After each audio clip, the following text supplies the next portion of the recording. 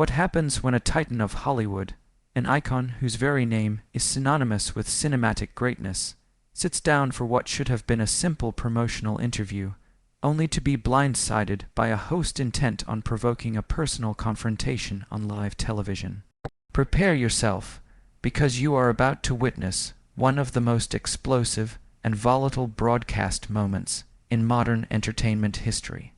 This was the day the legendary Al Pacino was pushed so far that the interview descended into a fiery clash, ultimately ending with him walking off the set in the middle of a taping. But before we pull back the curtain on this incredibly tense showdown, make sure to join our community by hitting that subscribe button and share your thoughts below. What do you think about celebrity interviews that spiral out of control? Trust me, this is a story you'll want to see to believe, because the drama that unfolds is nothing short of staggering. What was scheduled to be a standard promotional appearance on The View quickly turned into something far more volatile. Al Pacino, Hollywood's enduring icon, known for The Godfather, Scarface, and a lifetime of masterful performances, had come to discuss his newest film. Now well into his 80s, Pacino remained defined by the fiery passion that made him a legend, but also by a deep sense of professionalism.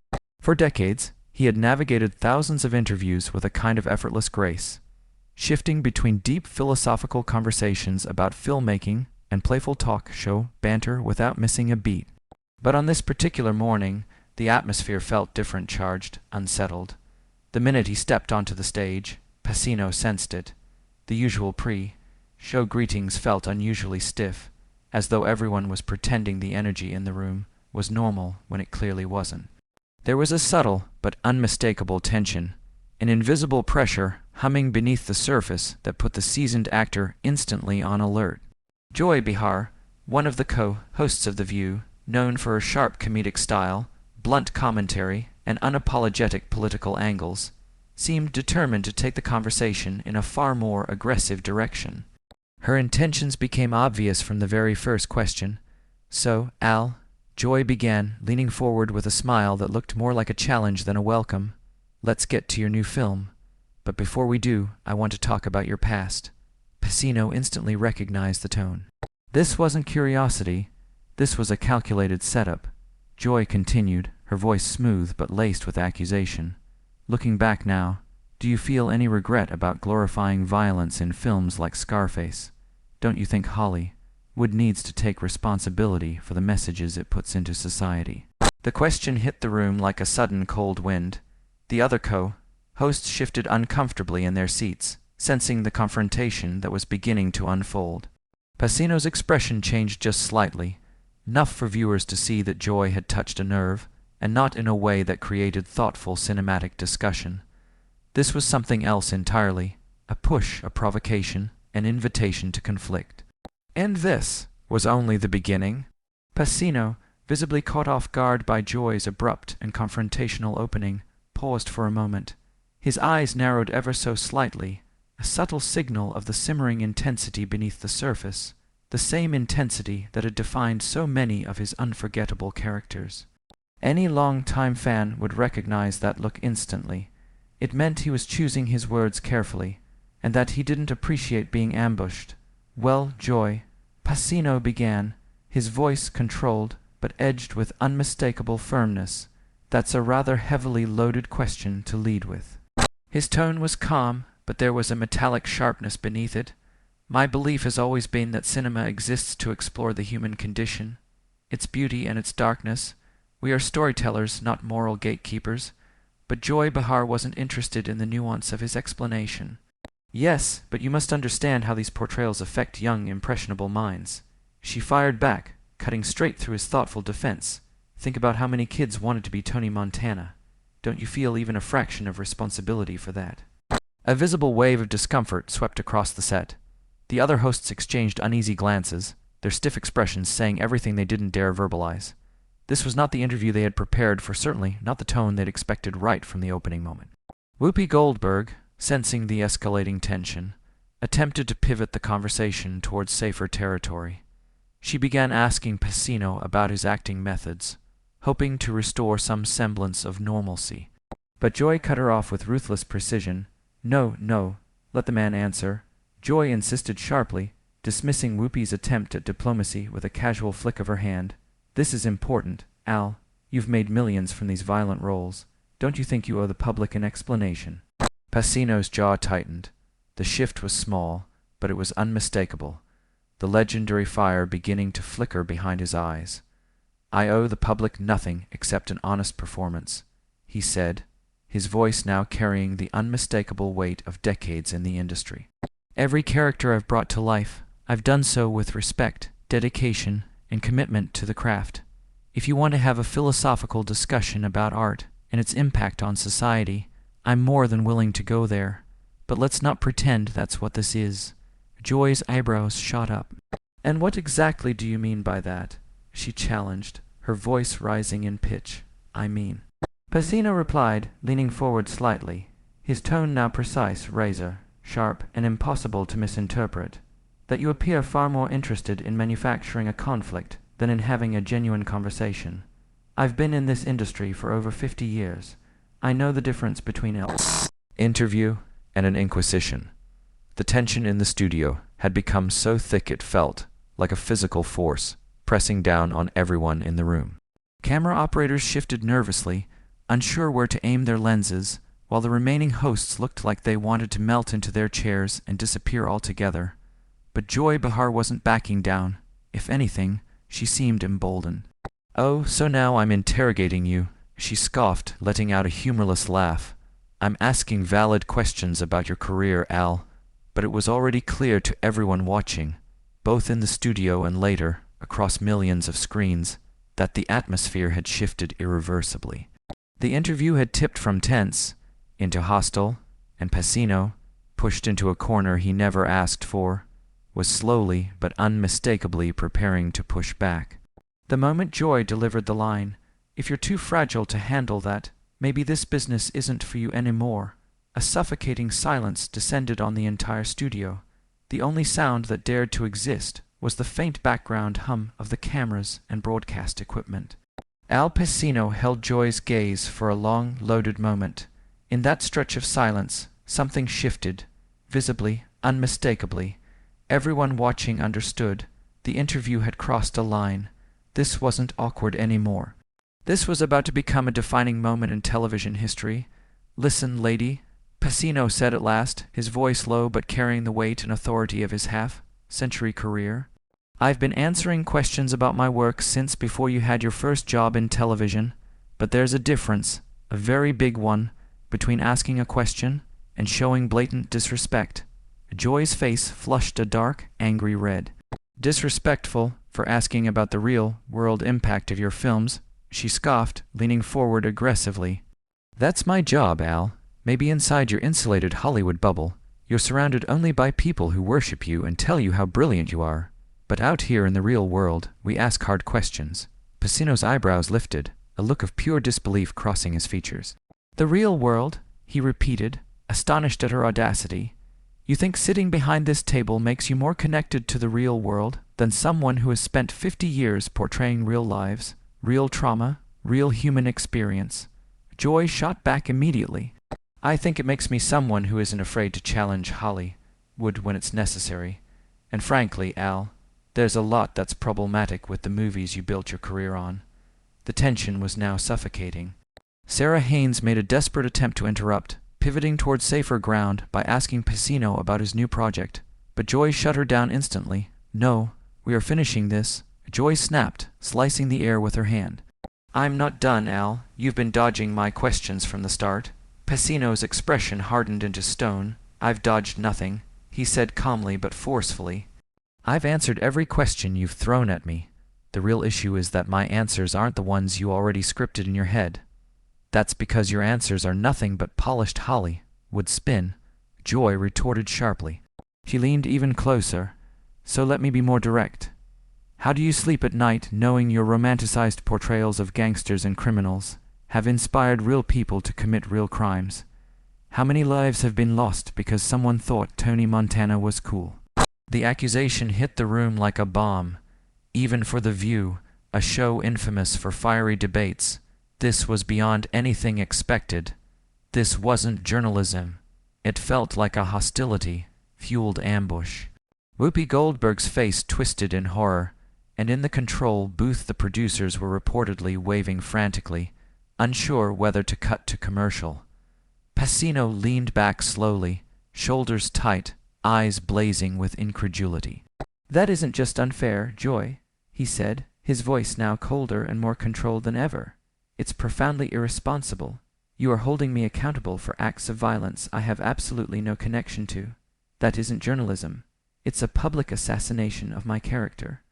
"Oh, so now I'm tearing down your character," Joy scoffed, laughing sharply. "I'm simply asking you to take responsibility for the shadow your work has cast on society. But I suppose that's an impossible ask for a man who spent his life sealed in an ivory tower. An ivory tower, that did it." For the first time, Pacino's voice cracked like a bullwhip, sharp, explosive, unmistakable. The legendary temper surfaced. "Lady, I grew up in the Bronx," he thundered. "I know what real struggle looks like, and it is nothing, absolutely nothing, I would ever treat as entertainment or glamorization." The studio froze. Every camera operator, every host, every crew member felt the force of that sentence. The energy in the room had snapped, and it was clear this interview had crossed a point of no return. Pacino's voice cut through the tense studio air like a blade. "Entertainment or celebration," he repeated, each syllable heavy with disbelief. "Everything I have ever portrayed, every soul I've stepped into, has faced a reckoning. Every story carried weight, purpose, consequence. If your eyes can't see that, then you have no grasp of what you're even discussing." Joy's posture stiffened instantly, as if his words had struck a nerve she had been guarding for years. "Don't you dare stand there and lecture me about understanding." She shot back, her finger stabbing the air in his direction, her voice rising with the heat of an argument she had been preparing long before the cameras turned on. "I've been on the front lines of real-world events while you've been playing make-believe for a paycheck. I know what real consequence is, and I know that films like yours is that glorify violence, corruption, and moral ambiguity, feed into that world." A visible shiver ran across the panel. The other hosts exchanged frantic glances, their bodies shifting in their seats as if trying to physically pull the tension out of the room. Sarah clutched her cue cards like a life raft. Sunny host, sensing a disaster unfolding in slow motion, attempted one last desperate pivot. "So, Al," she began with a forced smile, "when you approach a role," but Joy cut straight through her lifeline.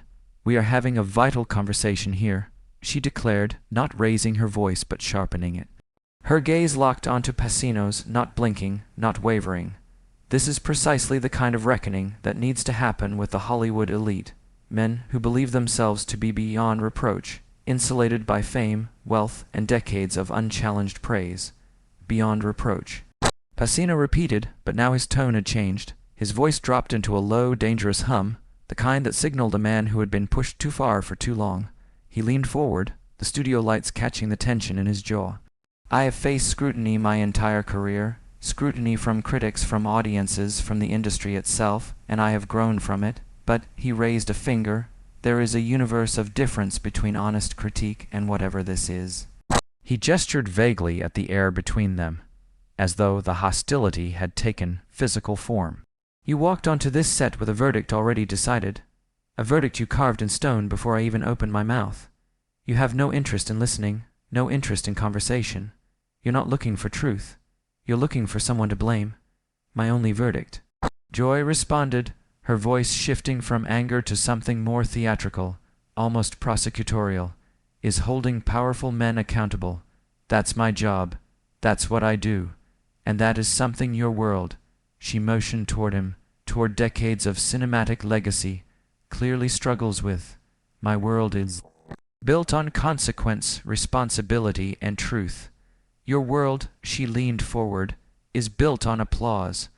Pacino's eyes narrowed, and for the first time, frustration bled into something more wounded. "My world," he said quietly, and the softness was more threatening than any shout. "You know nothing of my world. You know nothing of the years of grit, of sacrifice, of devotion to the craft. You know nothing of the long nights, the broken roles, the emotional toll that comes with pouring your soul into a character until there's barely anything left of yourself." The grip on his chair tightened until his knuckles whitened. You speak as if acting is a costume you put on and take off at will. But real acting, the kind that shapes culture, the kind that forces society to confront its own reflection, is a burden, a responsibility, a commitment to the truth even when it's ugly. Joy did not flinch. If anything, Pacino's words fueled her. And I painted my picture.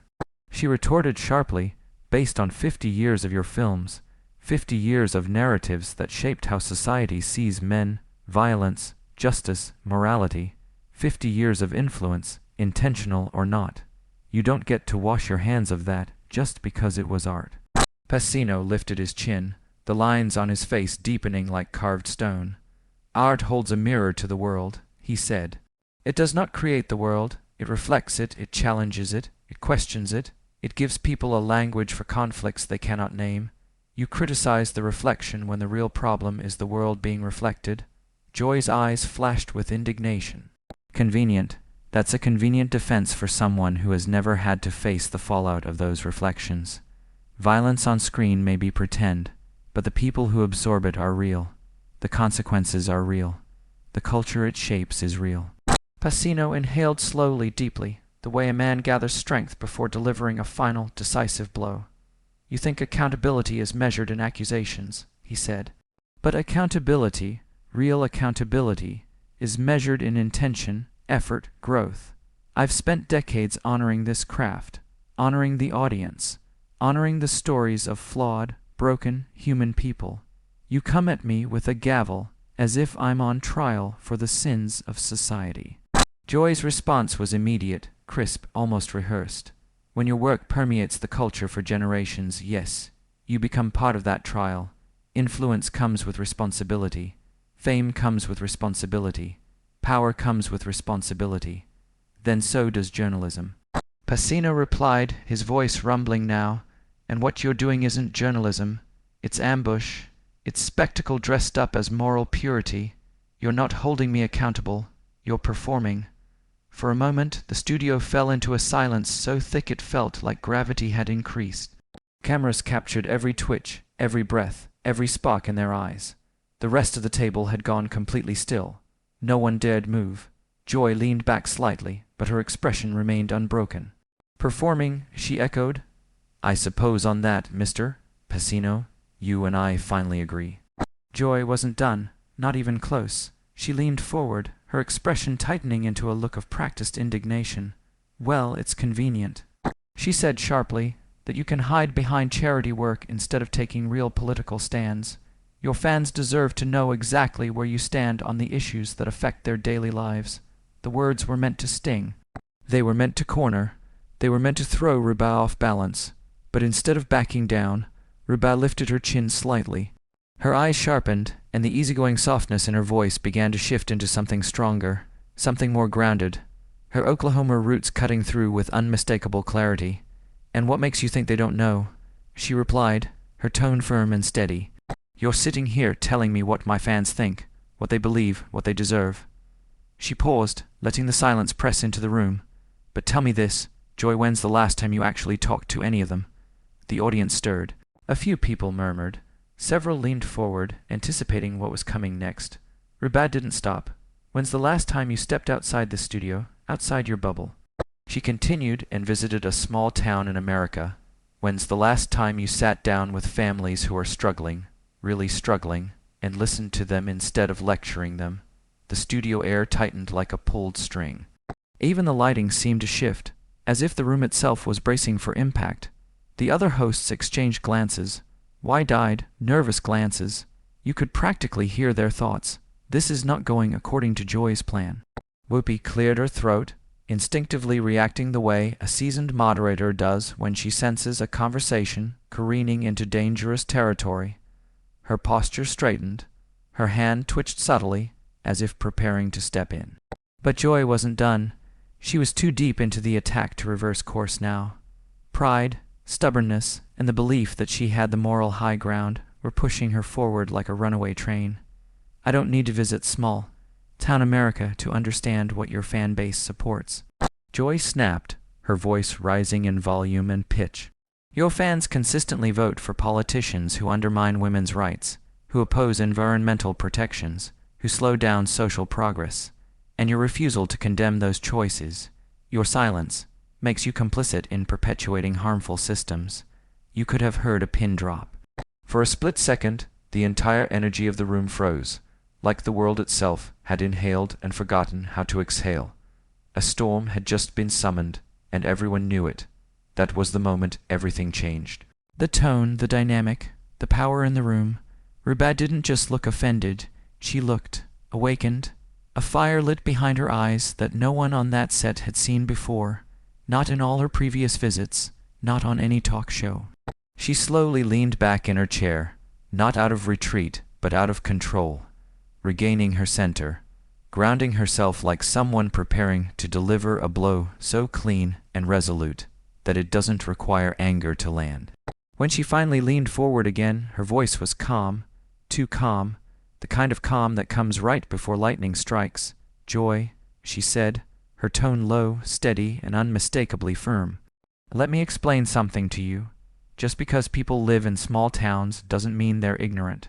Just because they don't vote the way you prefer doesn't mean they're villains. They're parents, they're workers, they're people trying to put food on the table, raise their families, and keep their communities afloat." She held Joy's gaze without flinching. "And before you accuse me of being complicit, maybe you should step outside this studio and meet the people you're so comfortable criticizing from a distance." A ripple of gasps moved across the audience like a wave. Ruba wasn't raising her voice. She didn't need to. Every word was landing harder than volume ever could. Joy blinked. Once, twice, her jaw tightened, and she opened her mouth, but no sound came out. For someone who prided herself on never losing control of an argument, she suddenly looked uncertain, almost startled by how hard her own attack had backfired. The other hosts sat frozen. One of them shifted in her chair. Another cleared her throat awkwardly. Whoopi glanced at Joy, then at Reba, then out toward the audience, her face the expression of someone witnessing a train barreling toward a cliff. The equilibrium of the panel had collapsed. The power dynamic had flipped, and the audience could feel it. Reba continued, still calm but with a razor-sharp edge. "You want to lecture me about responsibility. I've spent my life uplifting people. Quietly, consistently, without cameras and hashtags. You want to talk about harmful systems. Maybe start with the harm that comes from assuming moral superiority over millions of people you've never met." The words hit the table like thunder.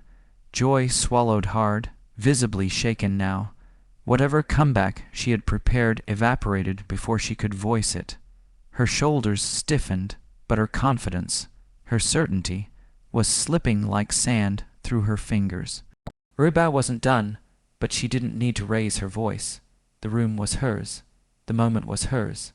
Everything Joy had tried to weaponize had been turned around with surgical precision. And that moment, the exact second Joy realized she had pushed too far, underestimated the wrong guest, and walked straight into a verbal hurricane she could not control, that was the moment everything changed.